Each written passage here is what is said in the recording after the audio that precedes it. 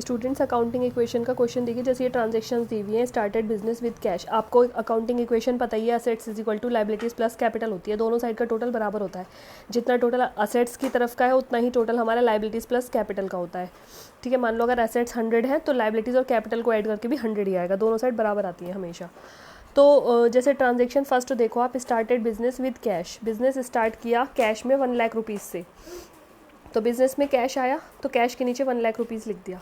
और अभी ये स्टॉक और डेटर्स मत लिखो आप, ट्रांजेक्शन के अकॉर्डिंग हम ऊपर लिखते जाएंगे। तो पहली ट्रांजेक्शन में सिर्फ कैश की बात हो रही है और कैपिटल की बात हो रही है, क्योंकि जब बिजनेस में कैश आता है तो कैपिटल बढ़ती है। तो कैश में 1 लाख आया तो इधर कैपिटल भी 1 लाख से बढ़ गई। ठीक है, तो उसके बाद जो हमारी कैश और कैपिटल है 1 1 हो गई, और यहाँ पर फिर हमने लाइन लगा दी, लिख दिया इक्वेशन हमारी 1 लाख, और उसके बाद हमने इक्वल टू लाइबिलिटीज़ में 0 करके कैपिटल नीचे 1 लाख ही आ गया। अभी आप स्टॉक और डेटर्स इन दो को मत देखो। ठीक है, फिर सेकंड वाले में क्या है, purchase goods for cash 20,000 rupees and on credit 30,000, मतलब कि गुड्स है ना वो परचेज़ किया, ख़रीदा कितने में, कैश में ख़रीदा 20,000 का और क्रेडिट में ख़रीदा 30,000 का। मतलब कि जितना नकद ख़रीदा वो था 20,000 और उधार यानी क्रेडिट का मतलब हो गया उधार, तो वो ख़रीदा हमने 30,000 का।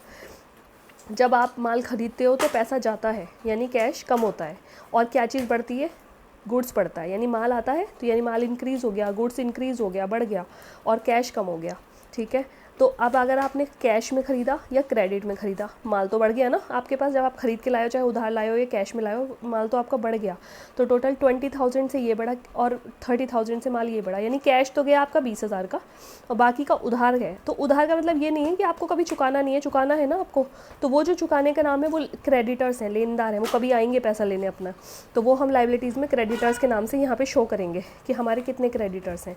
ठीक है, तो हमारा क्या है 20 और प्लस 30, टोटल हमारा 50,000 का गुड्स हम खरीद कर लाए हैं, जिसमें से 20 का कैश है, यानी कि 20,000 के कैश हमारा गया है माल खरीदने में, और 30,000 के लेनदार हमारे अकाउंट में आए हैं जो पेमेंट लेने कल को आएंगे, तो हम अपने अकाउंट में उसको क्रेडिटर्स के नाम से शो करेंगे। तो आप देखो कैश हमारा 20,000 से कम हुआ क्योंकि माल ख़रीदा, पैसा गया, और हमारा ये क्या है 50,000 का हमारे पास गुड्स आया यानी माल आया। आपको ये देखना है कहाँ कहाँ इफेक्ट पड़ रहा है, कैश कम हुआ, माल आया और क्रेडिटर्स आए। ठीक है, कैश 20,000 से कम हुआ, 50,000 का माल आया, यानी कि 20 का तो कैश में और 30 का हमारा क्रेडिट में, और 30,000 के हमारे क्रेडिटर्स आए। ठीक है, और बाकी की ट्रांजेक्शन में 0 0 लगा दो। तो हमारा क्या है 1 लाख माइनस 20, अब कैश हमारा ऊपर से 1 लाख आ रहा था जिसमें 20 कम हो गया माल खरीदने में, तो 80 रह गया। फिर हमारे प्लस 50,000 के हमारा टोटल हमने माल परचेज़ किया, यानी कि गुड्स हमने लिया है, ख़रीदा है, चाहे वो उधार में है या कैश में है। ठीक है, डेटर्स का भी हम कोई बात ही नहीं कर रहे, ट्रांजेक्शन में डेटर्स का कोई नाम ही नहीं आया। तो ये तो थर्ड ट्रांजेक्शन मैंने नीचे वाली तीसरी करी है, इसलिए डेटर्स दिख रहा है आपको, अदरवाइज़ आप ये समझो कि कैश और स्टॉक दो की बात हो रही है, डेटर एसेट्स की तरफ, और इधर लाइबिलिटीज़ और कैपिटल की बात हो रही है। जैसे जैसे ट्रांजेक्शन में चीज़ें आएंगी वैसे वैसे हम ऊपर लिखते जाएंगे। जैसे कैश की बात थी तो कैश लिख दिया, इधर कैपिटल लिख दिया, फिर स्टॉक की बात आई तो एक प्लस लगा के स्टॉक लिख दिया। फिर अब हमारे डेटर्स वाला कॉलम कैसे आएगा, third entry sorry because I am not feeling well, तो अभी थोड़ा कफ की वजह से और भी प्रॉब्लम थोड़ा हो रही है, I am not feeling well, तो इस वजह से मैं वीडियो वगैरह नहीं बना रही थी काफ़ी दिन से। सोल्ड गुड्स फॉर कैश, माल बेचा, cash, sold goods for cash costing 10,000 rupees and on credit, यानी कि कैश में कितना है 10,000 का एंड क्रेडिट में कितना है 15,000 का। माल बेचा है, कुछ तो नकद बेचा है, कुछ उधार में बेचा है, और दोनों पे ही 20% का प्रॉफिट लिया है। यानी कि 10,000 पे अगर 20% आप निकालोगे तो 2,000 आएगा, और 15,000 पे आप 20% निकालोगे 3,000 आएगा। यानी कि 10,000 रुपये का माल 12,000 में बेचा, और 15,000 रुपये का माल कितने में बेचा, अगर आप 15,000 उधार है तो 3,000 और ऐड कर दोगे तो 18 आएगा। ठीक है, तो प्रॉफिट हमने कितना लिया, इस पे हमने 2,000 का लिया, इस पे हमने 3,000 का लिया, टोटल 5,000 का प्रॉफिट लिया। और माल बेचने में गुड्स हमारा जाता है, कैश आता है, कैश कितना आया आपके पास 10,000 तो ये आए, और प्लस 2,000 आपके प्रॉफिट के आए।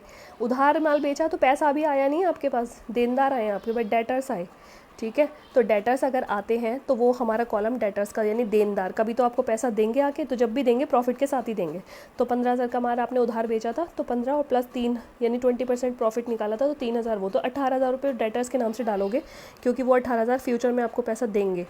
और आपका माल कितना गया है टोटल 10 ये और 15 ये, 25,000 का माल आपका माइनस कर दो, गुड्स कम हो गया।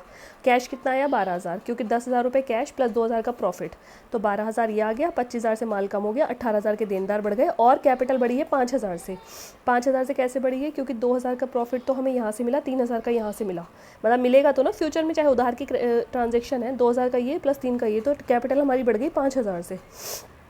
तो इस तरीके से हमारा ये कि हम क्या कर देंगे इसको माइनस, मतलब 80 में प्लस करेंगे तो ये 92 आ जाएगा, 50 में से 25 माइनस करेंगे 25 आ जाएगा, 30,000 और यहाँ ये डेटर से 18 का, फिर इधर 30,000 क्रेडिटर्स का, और 1 लाख प्लस 5,000, 1 लाख 5,000। तो हमें क्या करना है, हर ट्रांजेक्शन को समझना है, प्लस माइनस करने हैं ट्रांजेक्शन के अकॉर्डिंग, क्या बढ़ रहा है क्या घट रहा है दोनों साइड से, ठीक है। माल बेच रहे हो तो माल जा रहा है, कैश आ रहा है, प्रॉफिट आ रहा है तो वो भी कैश ही है एक तरह से, है ना। उधार में बेच रहे हो तो डेटर्स आ रहे हैं, उधार में खरीद रहे हो तो क्रेडिटर्स आ रहे हैं, और माल कम हो रहा है। तो इस तरीके से आपको दोनों साइड देखना है, क्या कम हो रहा है क्या ज़्यादा हो रहा है, और दोनों साइड का टोटल इक्वल आना चाहिए, जितना टोटल इधर का है उतना ही इधर का होना चाहिए। ये हमारी अकाउंटिंग इक्वेशन है।